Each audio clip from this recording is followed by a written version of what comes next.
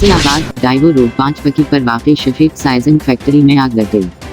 हमारे नुमाइंदा खसूसी पाकिस्तान गुलाम दस्तगीर की तफसीलात के मुताबिक रेस्क्यू की 6 फायर फाइटर गाड़ियां आग पर काबू पाने में मसरूफ। खौफनाक आतिशज़दगी की वजह मालूम न हो सकी, लाखों रुपए मालिक का कपड़ा और मुशल्ली जलकर तबाह। फैसलाबाद डाइवो रोड 5 पकी पर वाक़ई शफीक साइजन फैक्ट्री में आग लग गई। हमारे नुमाइंदा खसूसी पाकिस्तान गुलाम दस्तगीर की तफसीलात के मुताबिक रेस्क्यू की 6 फायर फाइटर गाड़ियां आग पर काबू पाने में मसरूफ। खौफनाक आतिशज़दगी की वजह मालूम न हो सकी, लाखों रुपए मालिक का कपड़ा और मुशल्ली जलकर तबाह।